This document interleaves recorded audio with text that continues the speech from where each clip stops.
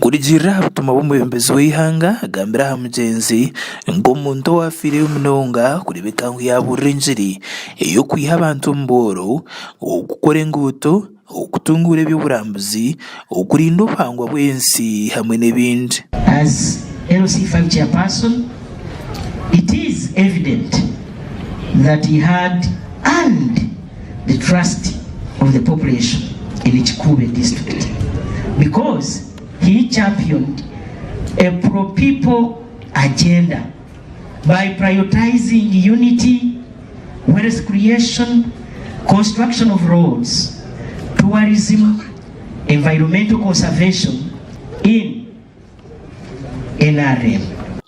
Muyembezi w'ihanga nagira ngo Banura akehayo kwebembera district yabirira insya buri kimwe cyona n'ekitembura. Peter Banura showed courage by offering leadership in a newly formed district.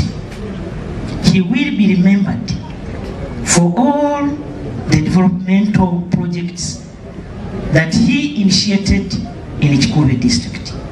Finally, it is my prayer that God grants the bereaved family the fortune and courage to go on through this trying moment. Mbigambo bye Minisita w'ebyesente mu ihanga Honorable Minister Matia Kaseija avumire ba driver baza motoka abaguhindira umuze okuvuga basinzire ecyari kugira ngo eki nicyo cyongesereze butandu mu ihanga. Speed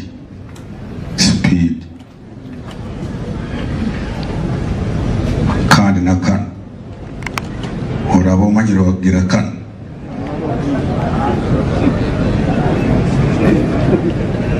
aidha yamana muri ukashomere obugendo bwine bukyarura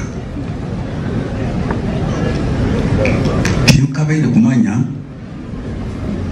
ayatumire umusigazi waitu yamwita kabanywire mahaba akababaire but I suspect galimu cyargoze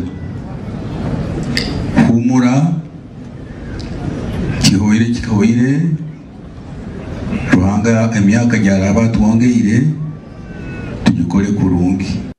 Ibyo bikiri aho uringanzi y'obukama bwa Bunyoro Andrew byakutaga na washoboreye ngo umugenzi Peter Banura atariho kintu iki yabere nakora atabandize kwebuza abwebembezi b'obukama atena kweganyira kuona kano kabaye n'umugondeza abere naija ni muhanura kandi nakuhabura ku mwebembezi wiki birezoire akaba mu ofisi yange ngo kwabaye akora bulijjo ejo twahanura ebintu bingi kandi umwebundazibwe n'obyabagayina ebizibu bingayine kakumanyire bo bembeze ko kububa yejaga bali n'orono umulingo mu kuhanura munasana tena kizibu naseka nabaza kurungi ogo mwebembezi omurungi. Ombigambo bye retired Major General Matayo Chargonza kandi orisha mugenzi umuringo nugwo gumwe uri umujekera w'ihanga rya Uganda mu ihanga rya Burundi asimire Banura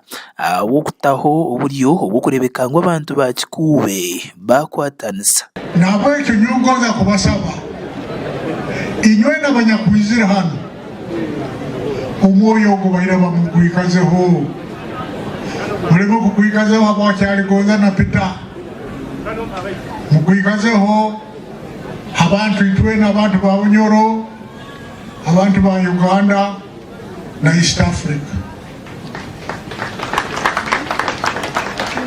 murimo kwetunura nti muri bantu ba Bunyoro muri bantu ba Uganda muri bantu ba East Africa.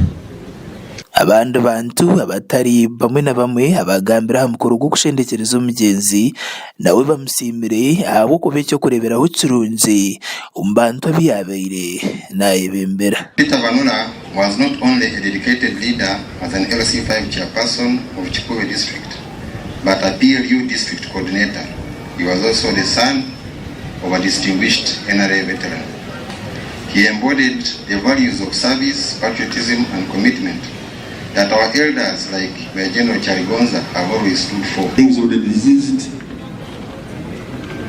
Mahano muno kuiwa mugenzi wanyu abulugana inywena tukaira muno abaikazi ba Kikube district muferirwe emanzi omwebembezo mulungi abayirenganjani yaitu. I personally has been my friend. Mugenzi Peter Banura akafahiza buri rwa mukaga izande hwire omucyaro ekya Butyamba muri Kikube Town Council akarwo munsi aine emyaka 51 amakuru aga gashakwa gada saba abatari West muri Kikube.